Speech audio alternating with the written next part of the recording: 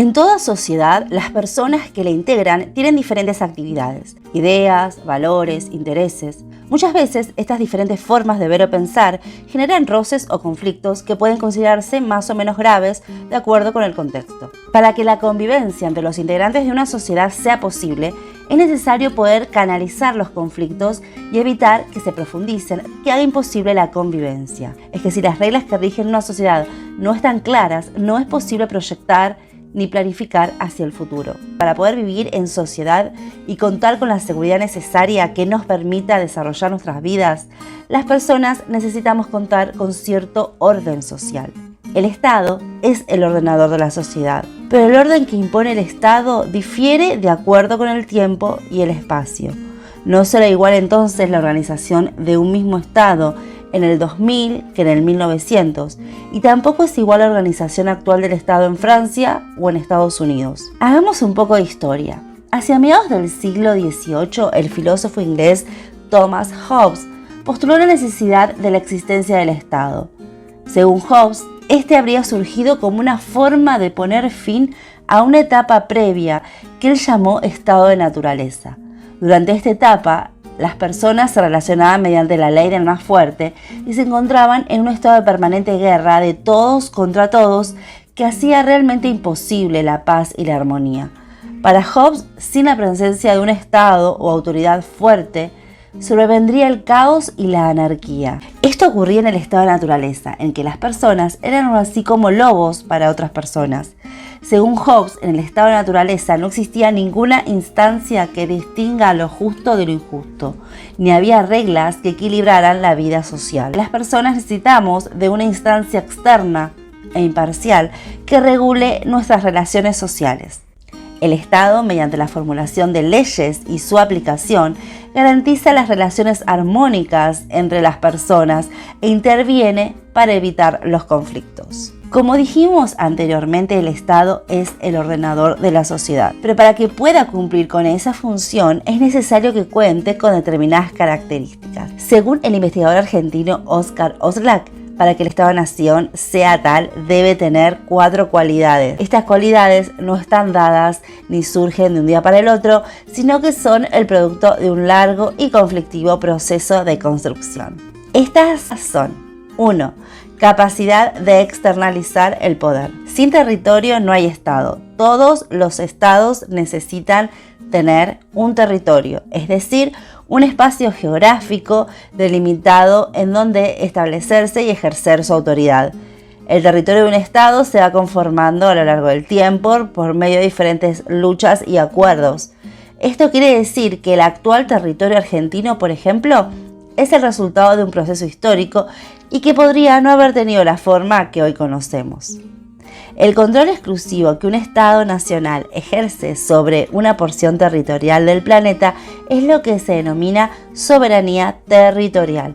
Este atributo permite a un Estado diferenciarse de otros, de modo tal que en el conjunto de Estados existentes, un Estado particular es soberano cuando es reconocido como Estado por los demás Estados que forman parte del conjunto.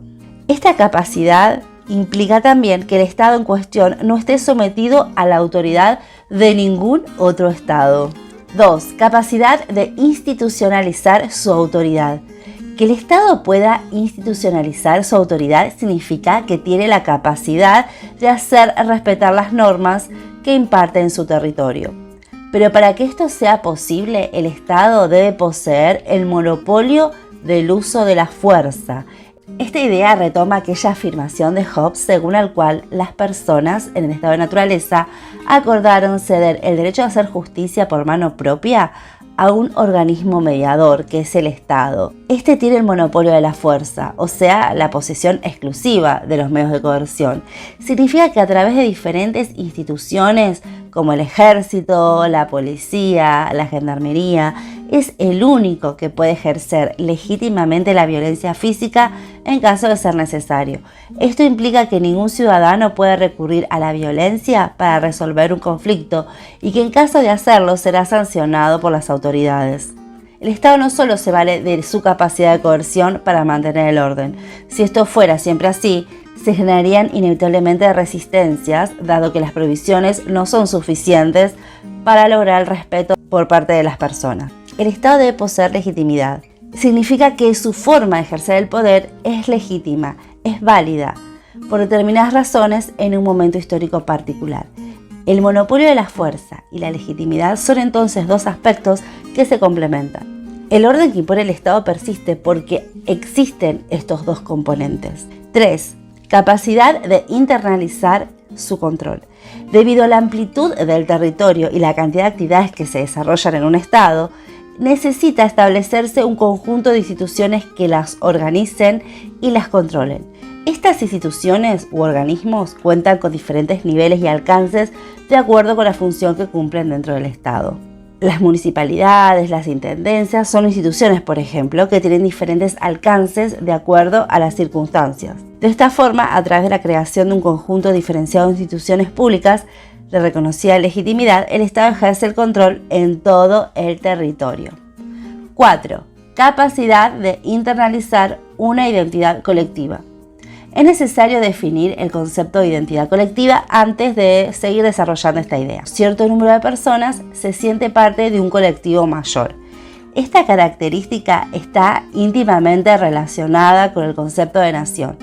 Entendemos por nación a una comunidad diferenciada de otras por sus usos y costumbres, tradiciones, idiomas y otros factores de integración que configuran una personalidad común que encuentra expresión en el desarrollo histórico. Es decir, que la nación es un colectivo humano que comparte un pasado, un sentimiento solidario entre sus pares, costumbres, tradiciones y cierta perspectiva de un futuro en común. Cuando hablamos de nación, no necesariamente nos referimos a un colectivo social que habita un territorio determinado, ya que la nación puede existir sin tener un lugar físico. En la nación lo que está en juego es el sentimiento de pertenencia. Entonces, esta última característica del Estado-Nación alude a la capacidad del Estado de promover y reforzar la comunión de sus integrantes, la difusión de sus símbolos patrios como el escudo, la bandera, el himno, la escarapela, la realización de fiestas cívicas como el 25 de mayo o el 9 de julio, en el caso de Argentina, juegan un papel muy importante en este proceso. Entonces, de acuerdo a lo que dijimos anteriormente, el Estado-Nación cuenta con ciertas características que son necesarias para su formación y su mantenimiento. Estos atributos no se adquieren, obviamente, de un día para el otro. Fueron necesarios muchos años de marchas, contramarchas, de acuerdos. Es decir, que el Estado-Nación no existió siempre, sino que es el fruto de un proceso histórico que, según la característica de cada país, se desarrolló a partir del siglo XVIII, dando por resultado los estados modernos que conocemos hoy. Grita la historia en cada esquina, derechos que se entregan al final del día, pensamiento rebelde, filosofía, aprender la verdad.